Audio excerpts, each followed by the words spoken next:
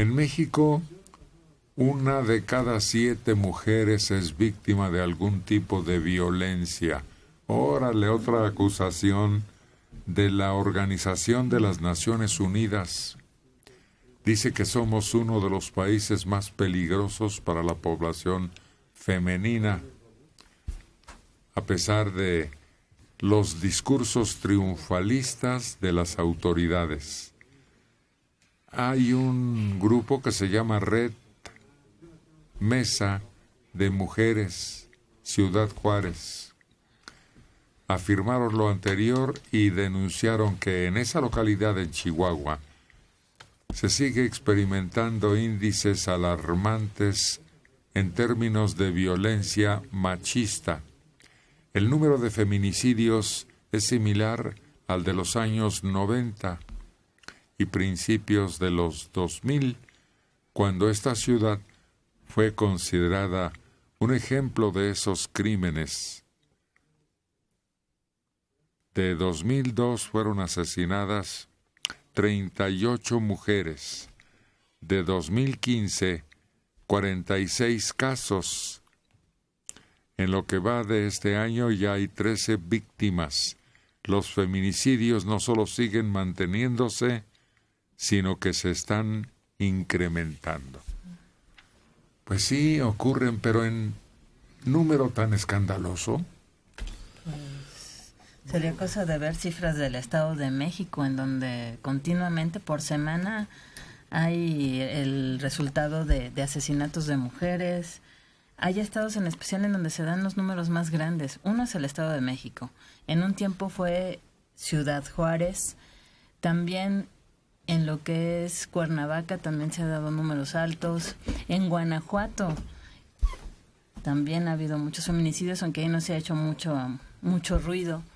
Pero son casos que se siguen dando. Y mira, desgraciadamente en la sociedad todavía existe entre las propias mujeres la idea de que tienes que ser sometida, de que si no estás bajo el mando de alguien como que no existes, como que tienes que obedecer, no tienes derecho a estudiar, a superarte, como si ya fueras sido predestinada para cumplir un papel de servilismo, de estar al servicio de todos los elementos de tu familia. Entonces, mientras no se quite esa idea y no se sensibilice mucho a los hombres sobre la importancia de las mujeres, pues van a seguir ocurriendo cosas así.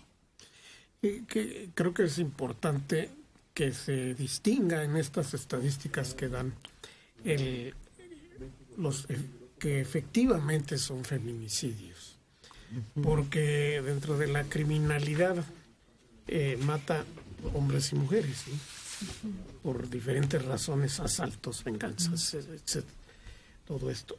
Distinguir cuáles de estos asesinatos de mujeres se deben a su condición de mujer, o de esposa maltratada, o de que es seleccionada por un asesino por ser mujer y estar totalmente desprotegida, ¿no? Eso es lo importante.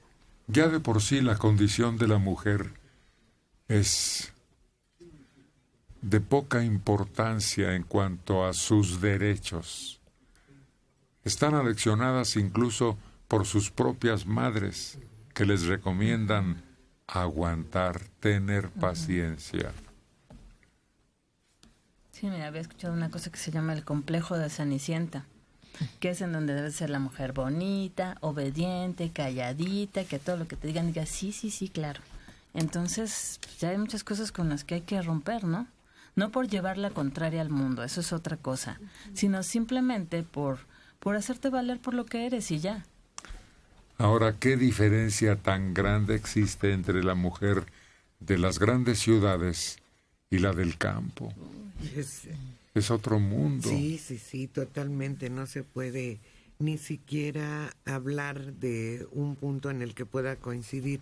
La mujer del campo sí efectivamente vive en una condición difícil, porque además de ser madre, de ser esposa, tiene que coadyuvar al mantenimiento de la casa en medio de situaciones muy complicadas de abandono social, de abandono cultural, de abandono familiar. Ahí las condiciones son terribles. Bueno, y si a eso agregas los abusos y costumbres de los pueblos indígenas, Además. o sea, porque en el asunto de sí respetemos su autonomía, la manera de cómo han ido evolucionando durante siglos, se aceptaron los abusos y costumbres, donde hay muchas comunidades donde siguen tratando a las mujeres, estarían fuera de la Constitución, simplemente por la violación sistemática a los derechos individuales y las garantías individuales del ser humano. Ya no vamos con la mujer en general.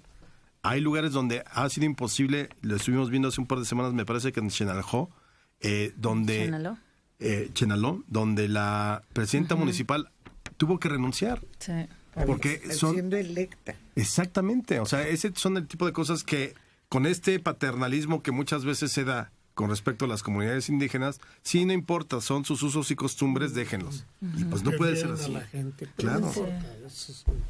Y Chenaló fue uno de los ejemplos. Hubo otros municipios en donde se dio una situación semejante, quitaron a la mujer y creo que el que iba a tomar el poder era el esposo. ¿Por qué? Porque el argumento era que aquí nunca nos han gobernado las viejas.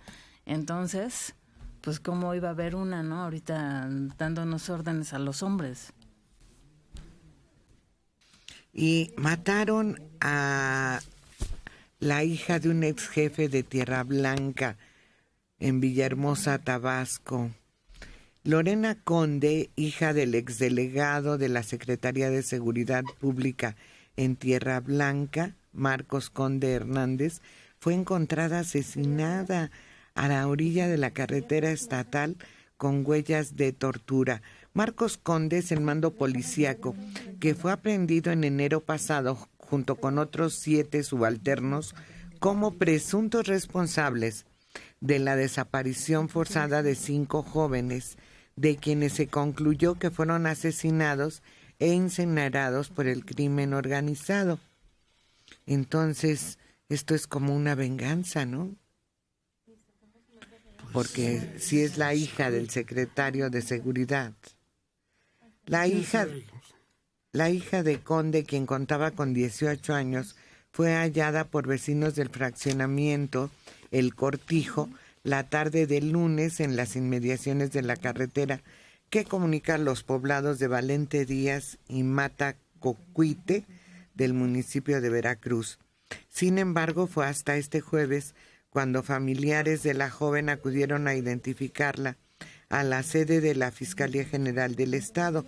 El cuerpo, según reporte de las autoridades, se encontraba envuelto en un cobertor azul y al ser descubiertos los peritos le identificaron varias heridas provocadas por arma punzocortante en la espalda y en la cara. Entonces no le han echado tierra al asunto de los jóvenes desaparecidos en Tierra Blanca, Veracruz. No, pues esto lo revive y lo reactualiza. Sí. Además se supone que todos estos policías que fueron detenidos no tenían una especie como de consigna de no hablar porque precisamente temían por la seguridad de sus familiares. En caso de que dijeran quién los comandaba, a quién habían entregado a los jóvenes, con quién estaban ligados, de quién recibían dinero, perdón, todo eso. Pero este era el jefe. Pero también fue de los detenidos. Sí, pero era el jefe de seguridad pública. México encabeza embarazos en adolescentes con 340,000 estados interesantes en estas jóvenes. Es el mayor índice de embarazos en adolescentes entre los países integrantes de la OCDE, con una cifra anual aproximada de 340,000 nacimientos en mujeres menores de 19 años. Y para enfrentar este fenómeno es urgente fortalecer políticas, estrategias y campañas de prevención, difusión y educación sexual. Pues sí, nada más que debe ser una educación sexual desde los padres. Sí. No puede ser únicamente para los jóvenes. Sí, no a los 18 años ya se empieza, sino que tiene que ser desde la formación del individuo. Sí, para que sea efectiva. Sí. es un hecho que algo está fallando en la educación, si se le puede llamar así, la educación sexual en las escuelas y en la casa, porque es demasiado alto el índice de embarazos. Es riesgoso por donde le veas, no tienes la madurez en ningún sentido, o sea, es un desastre, es la crónica de un desastre anunciado a quien le sucede. Por más maravilloso que digas, es que es la vida y diste a luz y un bebé y todo ese tipo de cosas, es terrible a esa edad. O sea, arruinas la vida. Sí, definitivamente. Además, emocionalmente les afecta mucho. Claro. Ya no son como las otras jovencitas de su edad, ya no puede hacer las mismas cosas y además el trato de la familia y de muchos que la rodean cambia. Sí, además la mayoría no tienen la pareja. Exacto. Y una pareja productiva, solvente, lo que no tienen. Sí, es muy difícil todo eso.